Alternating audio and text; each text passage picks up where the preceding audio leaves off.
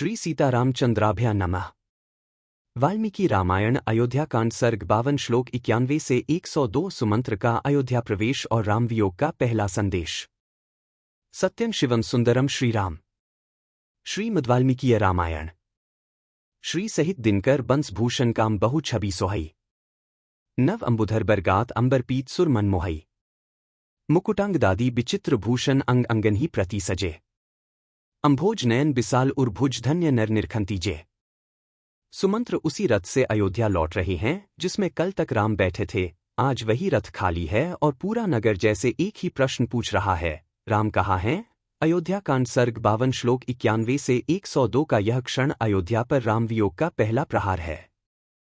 पिछले भाग अयोध्या कांड सर्ग 52 श्लोक 76 से 90 में सुमंत्र गंगा से दूर जाते हुए बार बार पीछे मुड़कर देखते रहे। मार्ग के ग्रामीणों ने राम के बारे में पूछा तो उन्होंने केवल राजाज्ञा का संक्षिप्त उल्लेख किया, पर भीतर भीतर सोचते रहे कि अयोध्या में यह करुण समाचार कैसे सुनाएंगे। आज वाल्मीकि रामायण अयोध्या कांड सर्ग 52 श्लोक 91 से 102 में सुमंत्र का वास्तविक अयोध्या प्रवेश दिखता है। वे देव मंदिरों, राजमार्गों और प्रासादों के पास से गुजरते हुए अनुभव करते हैं कि हर स्थान पर राम की स्मृति बसी है, पर आज रथ में राम नहीं, केवल उनका संदेश है। वे निश्चय करते हैं कि महाराज दशरथ, कौसल्या, सुमित्रा और भरत के सामने सारा वृत्तांत वही सुनाएंगे जो वन में घटा, ताकि आगे चलकर सर्ग 53 में राम के प्रति भरत की निष्कपट भक्ति और कैकेयी के प्रति प्रश्नों की भूमि तैयार हो सके। पुनरेव महाबाहुर्मया भ्रात्रा च संगतः अयोध्या वनवासात् तु प्रविष्टवन घोन्घे 91। निष्पाप गंगे। ये महाबाहु पाप रहित मेरे पतिदेव मेरे तथा अपने भाई के साथ वनवास से लौटकर पुनः अयोध्या नगरी में प्रवेश करें 91। तथा संभाषमाणा सा सीता गंगाम निंदिता दक्षिणा दक्षिणं तीरं क्षिप्रमेवाभ्युपागमत 92। पति के अनुकूल रहने वाली सती साध्वी सीता इस प्रकार गंगा जी से प्रार्थना करती हुई शीघ्र ही दक्षिण तट पर जा पहुंची 92। तीरं तु समनुप्राप्य नावम हित्वा नरषभः प्रातिष्ठत सह भ्रात्रा वैदेह्या च परंत 93। किनारे पहुंचकर शत्रुओं को संताप देने वाले नरश्रेष्ठ श्रीराम ने नाव छोड़ दी और भाई लक्ष्मण तथा विदेहनंदिनी सीता के साथ आगे को प्रस्थान किया 93। अथा ब्रवीन महाबाहुः सुमित्रानंदवर्धनम भव संरक्षणार्थाय सजने विजनेपि वा 94 अवश्यं रक्षणं कार्यं मद्विधैर्विजने वने अग्रतो गच्छ सौमित्रे सीता त्वामनु गच्छतु 95। पृष्ठतो नुग्मिष्यामि सीता त्वा चानुपाल्यन् अन्योन्यस्य ही नो रक्षा कर्तव्या पुरुषर्षभ 96। तदंतर महाबाहु श्रीराम सुमित्रा नंदन लक्ष्मण से बोले, सुमित्रा कुमार, अब तुम सजन या निर्जन वन में सीता की रक्षा के लिए सावधान हो जाओ। हम जैसे लोगों को निर्जन वन में नारी की रक्षा अवश्य करनी चाहिए। अतः तुम आगे आगे चलो, सीता तुम्हारे पीछे पीछे चलें और मैं सीता की तथा तुम्हारी रक्षा करता हुआ सबसे पीछे चलूंगा। पुरुष प्रवर। हम लोगों को एक दूसरे की रक्षा करनी चाहिए 94 से 96। न ही तावत्तिक्रांता सुकरा काचन क्रिया अद्य दुःखं तु वैदेही वनवासस्य वेत्स्यति 97। अब तक कोई भी दुष्कर कार्य समाप्त नहीं हुआ है, इस समय से ही कठिनाइयों का सामना आरंभ हुआ है। आज विदेह कुमारी सीता को वनवास के वास्तविक कष्ट का अनुभव होगा 97। प्रणष्ट जनसंबाधं क्षेत्राराम विवर्जितम् विष्मण च प्रपातन च वन मध्य प्रवेक्ष्यति 98।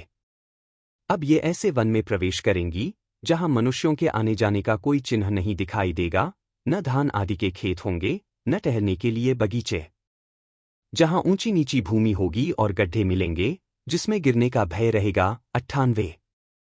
श्रुत्वा रामस्य वचन प्रतस्थे लक्ष्मणोग्रतः अनंतरं च सीताया राघवो रघुनंदनः 99। श्रीरामचंद्र जी का यह वचन सुनकर लक्ष्मण आगे बढ़े। उनके पीछे सीता चलने लगीं तथा सीता के पीछे रघुकुलंदन श्रीराम थे 99। गतं तु गंगा पर पारमाशु राम सुमंत्र सत्तनिरीक्ष्य अध्व प्रकर्षाद विनिवृत्त दृष्टिमुमोच बाष्पण व्यथितस्तपस्वी 100। श्रीरामचंद्र जी शीघ्र गंगा जी के उस पार पहुंचकर जब तक दिखाई दिए तब तक सुमंत्र निरंतर उन्हीं की ओर दृष्टि लगाए देखते रहे। जब वन के मार्ग में बहुत दूर निकल जाने के कारण वे दृष्टि से ओझल हो गए, तब तपस्वी सुमंत्र के हृदय में बड़ी व्यथा हुई। वे नेत्रों से आंसू बहाने लगे 100। सलोकपाल प्रतिम प्रभावस्तीर्खा महात्मा वरदो महांदीम ततः समृद्धान शुभ सस्य मालिन्यः क्रमेण वत्सान मुदितानुपागमत 101। लोकपालों के समान प्रभावशाली वरदायक महात्मा श्रीराम महानदी गंगा को पार करके क्रमशः समृद्धिशाली वत्सदेश प्रयाग में जा पहुंचे, जो सुंदर धनधान्य से संपन्न था। वहां के लोग बड़े हृष्टपुष्ट थे। 101।